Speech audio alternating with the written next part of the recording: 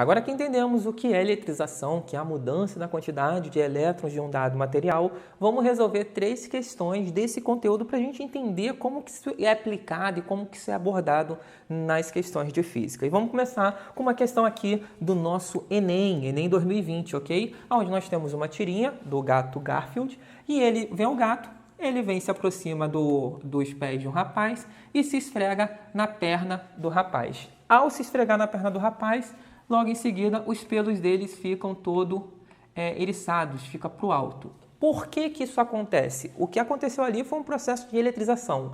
Quando ele se esfregou nas pernas do rapaz, ele se encheu de carga. Pode ser positiva ou pode ser negativa, não importa qual. A questão é que ele se encheu de carga porque o atrito faz com que a gente ganhe elétrons ou perca elétrons de acordo com a tabela. Então, atrito, eletrização por atrito lembra da tabela triboelétrica que nós já vimos, certo?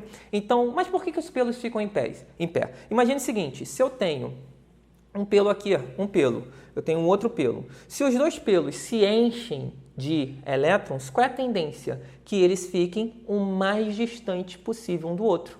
A ideia é que, se está negativo, os pelos vão se afastar. Então, se o gato se enche de carga negativa, os pelos vão tentar ficar o mais longe possível um do outro e, por isso, os pelos ficam em pé. Com isso, agora vem a pergunta, por qual motivo ocorre a eletrização ilustrada na tirinha? Qual é o tipo de eletrização que nós temos?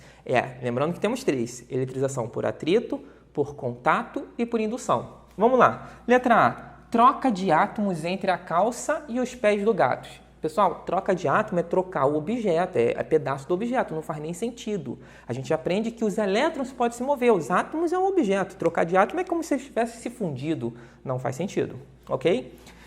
Diminuição do número de prótons nos pelos do gato. Eu falei isso várias vezes, não vão esquecer. Os prótons não se movimentam, você não altera o número de prótons, ok? O próton é o objeto em si. Se eu tirar um pedaço do próton, eu estou arrancando um pedaço do gato. Se eu tirar uma quantidade de próton, eu estou arrancando um pedaço do gato. Não faz sentido, ok?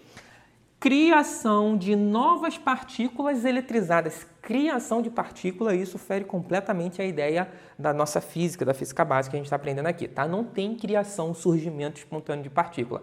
Não faz sentido. O que tem é uma movimentação. Essa é a ideia da eletrização. Ele fala, ocorre eletrização. Eletrização tem a ver com movimentação dos elétrons e não criação de partícula. Então também não pode ser a letra C. Agora, olha só, movimentação de elétrons entre a calça e o pelo do gato.